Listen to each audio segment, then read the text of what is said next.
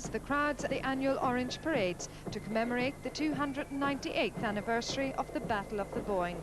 This year the demonstrations celebrate the 300th anniversary of King William's landing at Brixham in Devon for his first stage of his journey to Ireland. Here in Belfast, the onlookers were out in force from an early stage of the morning.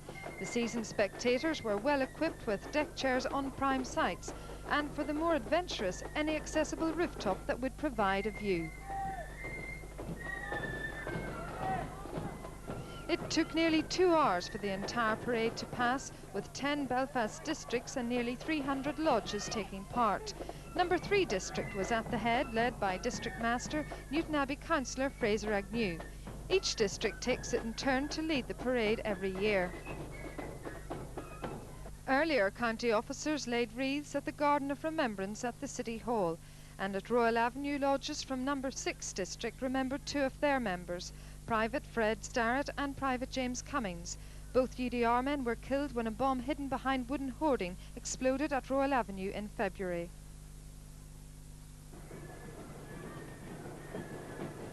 The brightly coloured banners which mark the beginning of each lodge in the procession depict the life of King William as he travelled from England to Ireland, and the many famous battle scenes are also shown. The scenes from William's travels are usually on the reverse of the banner, the front showing a symbol or a person that is significant to the lodge, perhaps the local church hall or a famous former member. An orange banner can cost as much as £2,000 and may need to be replaced every 10 years.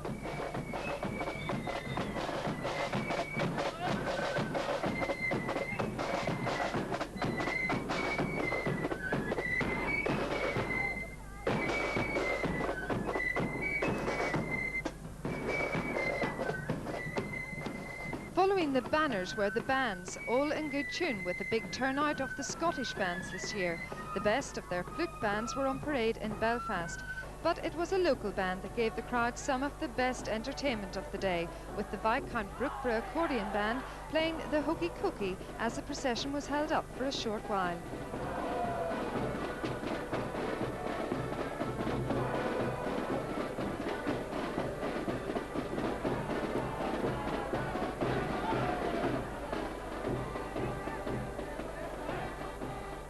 Maybe a little lively for some of the older gentlemen, but even those that the years had caught up with were determined to be there by whatever means. Among those marching today in District 5 were 2 Somme veterans.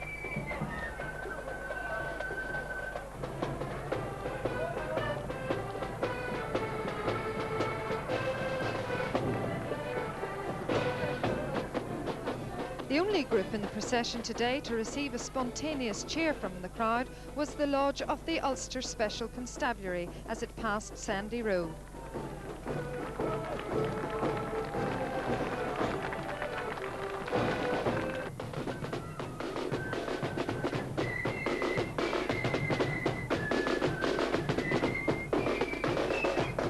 As usual, it was the mace throwers who caught the attention of the crowds, and after spectacular shows of twirling, it was easy to see what every onlooking child wanted to do most in the parade.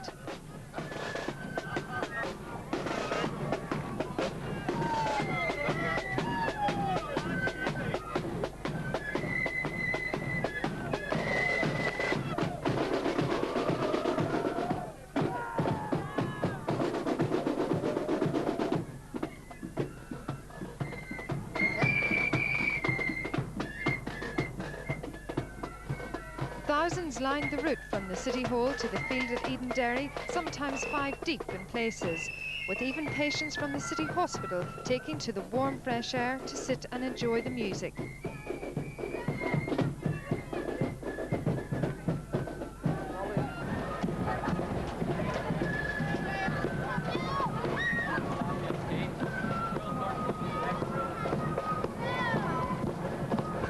Meanwhile, it was over to Cyril Troy and Coke for the 12th demonstration there. Thank you, Maria, and welcome to the village of Coke, where we'll be enjoying the East Tyrone demonstration. 3,000 marchers and probably at least twice as many more spectators in a village that has normally a resident population of only a few hundred.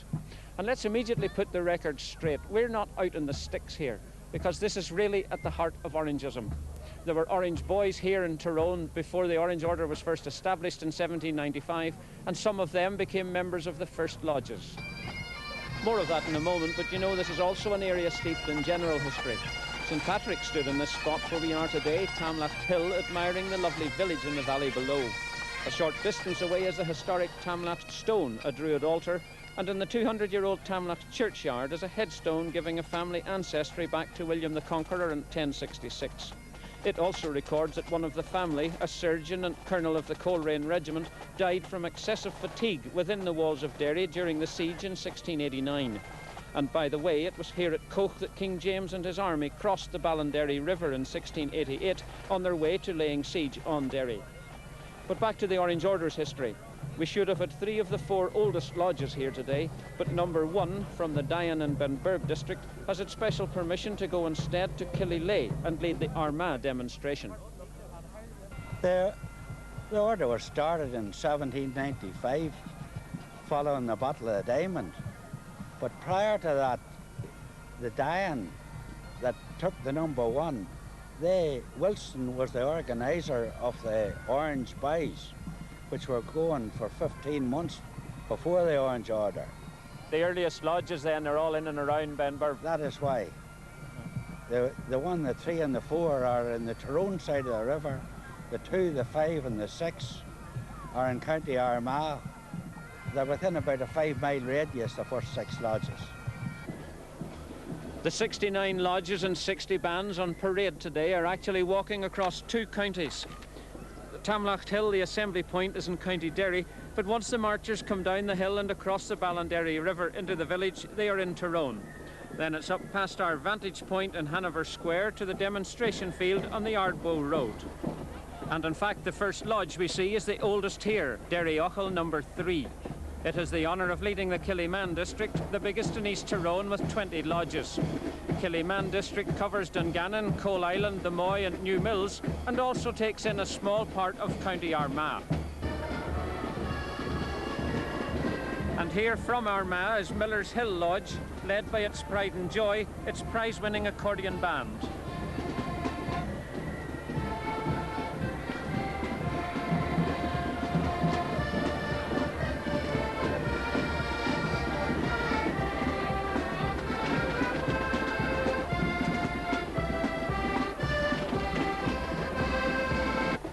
East Tyrone incorporates 7 districts. Here now is the second of them, Stewartstown District number 2, with 11 lodges covering Stewartstown itself and the village of Sandholes. All the lodges in this district are very old, going back to the 1790s. And here's a band with a great reputation. It's Tullylagan Pipe Band, which was started away back in 1920 by the Ulster Special Constabulary, the B Specials. For many years it was a prize-winning band under the leadership of Joe Warnock, and I'm told the Warnock family connection still exists.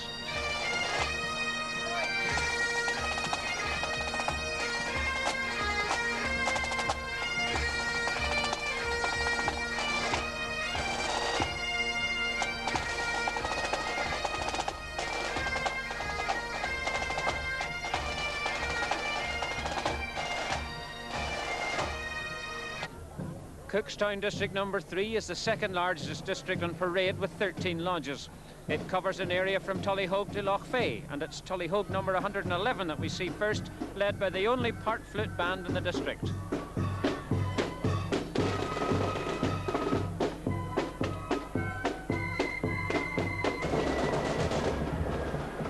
And here's quite a combination, a large flute band leading what I'm assured is the biggest lodge in Tyrone. It's Montover 661 from the slopes of the Sperrins, which is well over 100 members. And incidentally, its local black preceptory is even bigger, with more than 200. And here's another lodge with a great turnout, October number 38, with more than 100 members, complete with its junior lodge.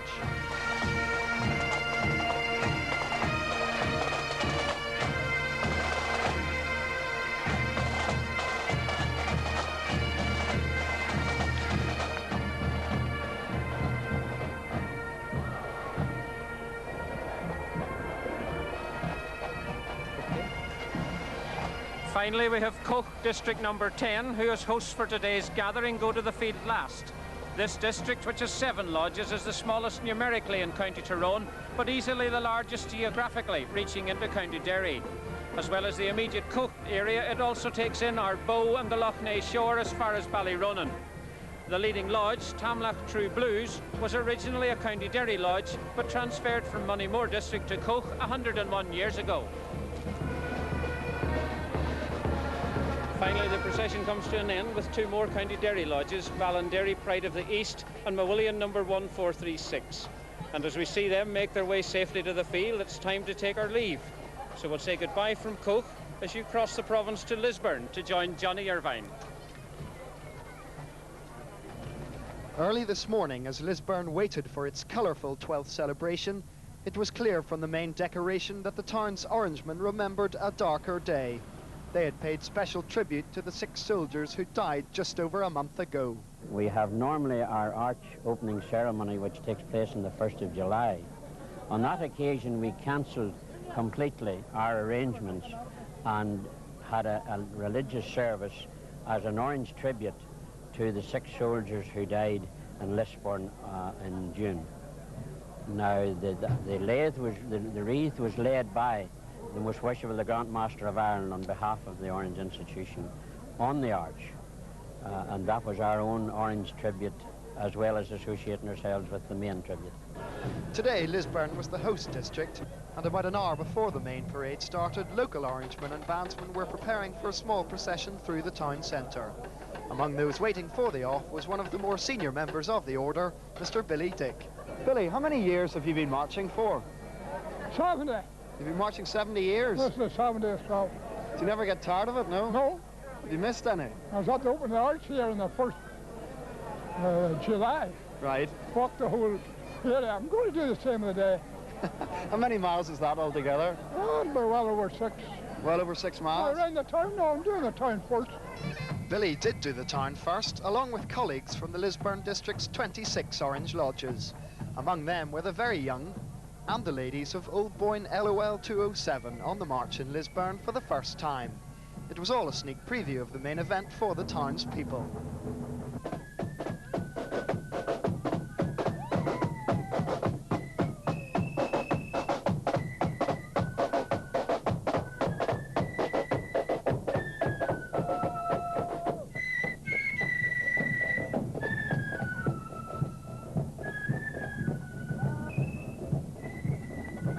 It was on then to Warren Park, where spectators were waiting in anticipation of the start of the main procession. It got underway on time, and among those at the head of the parade were Jim Molyneux, Deputy Grand Master of Ireland, George Morrison, the County Grand Master, and John Curry, Grand Lecturer of the Orange Lodge in Ireland. The other lodges filed in behind those from the Lisburn district. In all, 77 took part in this demonstration. As well as those from the host district, there were lodges from 6 other districts: Achillee, Ballinderry, Glenavy, Maharagall, Derryachy and Hillsborough. They had some guests with them too. There were Orangemen from England and bands who'd made the journey from Scotland for the big day. The crowds enjoyed the spectacle and the various types of music being played. There were a variety of bands on parade.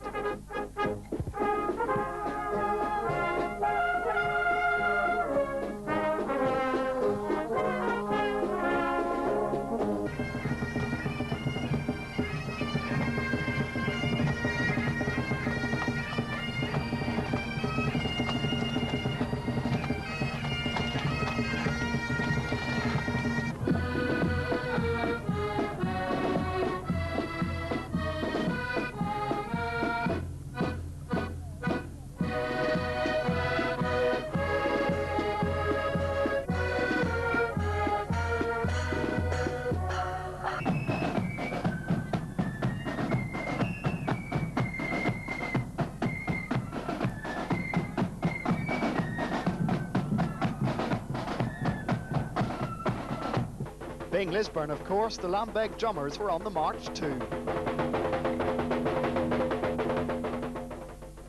Some of the lodges on parade displayed new banners, among them the Ulster Defence Volunteers.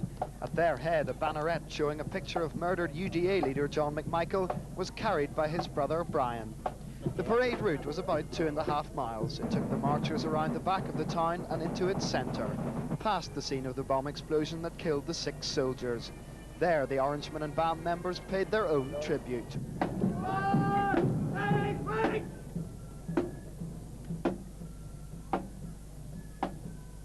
At the demonstration field off the Macra Lane Road, hundreds more onlookers were waiting to greet the marchers. It had been a long walk for them, and some of them showed definite signs of sore feet. Others were just tired out. There was a fleet of hot food vans there to provide well-earned nourishment, which was enjoyed by senior and junior band members alike. And after the hot dogs, what about a bit of ice cream? Strictly patriotic, of course. On the more serious side, there were formalities to be seen to at the field. One of the speakers was the Ulster Unionist leader, James Molyneux. Well, my message would be of good cheer. I have not detected on the faces of any of those people in the procession, the thousands who have lined the route, any evidence of Mr. King's assertion that we're war-weary.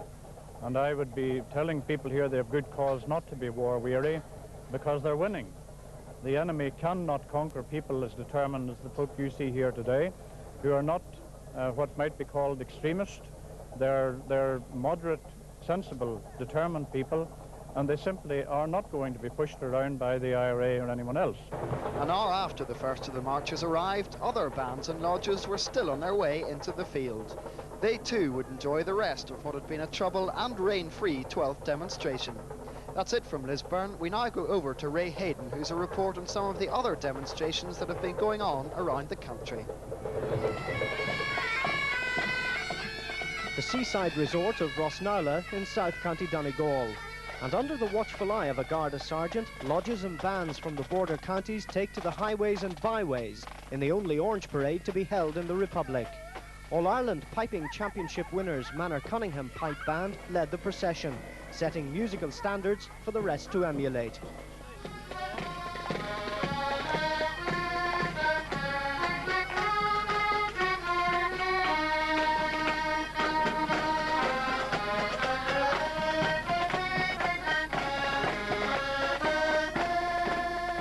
The walk for the 20 or so lodges ended with a religious service near the seashore, which attracted about 2,000 people, many of them holidaymakers.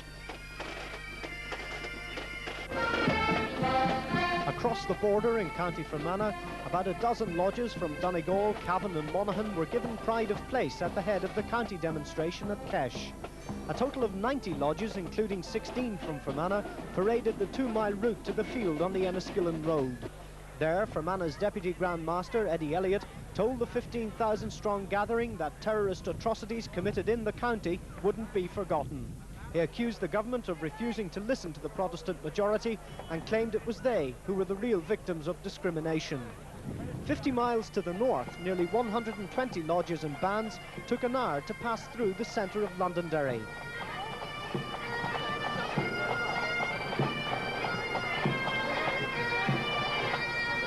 3,000 onlookers lined the streets, and hundreds of police and soldiers ensured it was a trouble-free procession.